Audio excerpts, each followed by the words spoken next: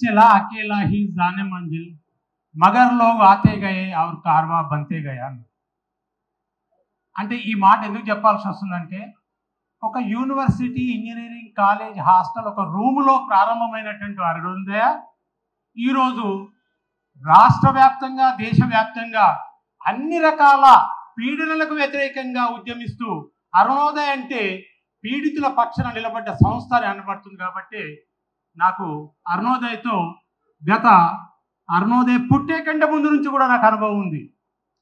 ఏ జంపాల చంద్రశేఖర్ ప్రసాద్ అరుణోదయకి రూపం ఇచ్చాడో ఆ జంపాల చంద్రశేఖర్ ప్రసాద్ పక్కనే నేను హాస్టల్లో ఉన్నాను.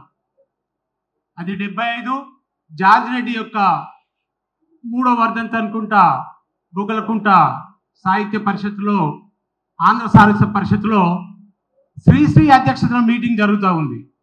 ఆ మీటింగ్లో అరుణోదయ రామారావు బుర్రకథ పాడుతూ ఉన్నాడు.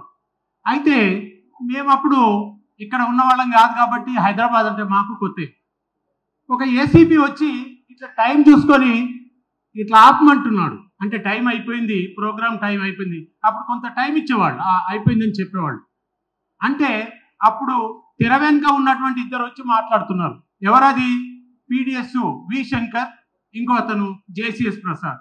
అప్పుడు నేను పక్క నుండి విన్న తర్వాత ఇది పీడిఎస్ నాయకులు అంటే ఇట్లా ఉంటారా, ఏదో కవిత్వం రాసి పాట రాసి పక్క పోతున్నాం. కానీ ఏంటంటే అదే మీటింగ్లో నేను జేసీఎస్ ప్రసాద్ యొక్క ప్రోత్సాహం వల్ల జార్జ్ రెడ్డి మీద కవిత రాసి చదివినాం.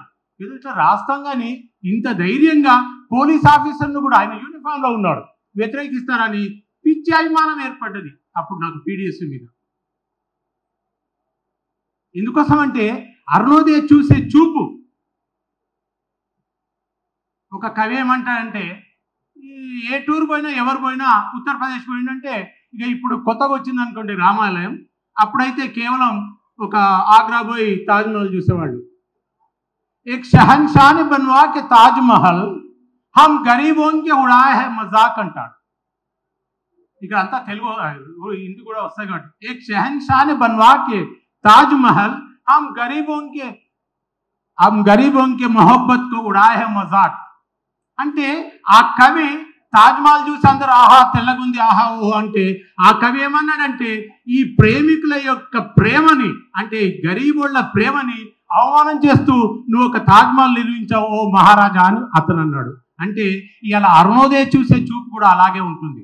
ఇవాళ పీడితుల పక్షాన పీడకులు చేస్తున్నటువంటి అఘాయిత్యాలని పీడితుల పక్షాన చేస్తున్నటువంటి ఏదైతే అరాచకం ఉంటుందో అప్రజాస్వామిక సంస్కృతి ఉంటుందో దాన్ని వ్యతిరేకిస్తూ ఇప్పుడే చెప్పారు ఒక బహుజన బతుకమ్మ కావచ్చు, లేకపోతే కుల సమస్య కావచ్చు, ఒక చుండూరు సమస్య కావచ్చు, లేకపోతే విద్యార్థులు కావచ్చు, లేకపోతే ఇంకా హాస్టల్ కావచ్చు, లేకపోతే మొన్న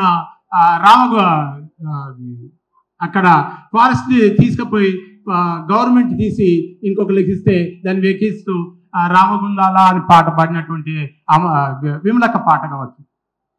ఇలా అరుణోదయ విమలక్క అరుణోదయ రామారావు అనే పేరు ఎందుకు వచ్చిందంటే వాళ్ళు 24 గంటలు కాళ్ళ గజ్జలు కట్టుకొని ఈ ప్రజల సమస్యలు మీదేసుకొని ప్రజల కోసం పాటుపడుతూ ప్రజల కోసం ముందున్నారు కాబట్టి వాళ్ళందరికీ కూడా నేను మరొకసారి జేజేలు పలుకుతూ అరుణోదయతో మనమందరం కూడా చేయి కలిపి భుజం కలిపి అరుణోదయ చేస్తున్నటువంటి ప్రజా సాహిత్య సాంస్కృతిక ఉద్యమంలో మన వంతు పాల్పంచుకుందామని చెప్తూ ముగిస్తున్నాను.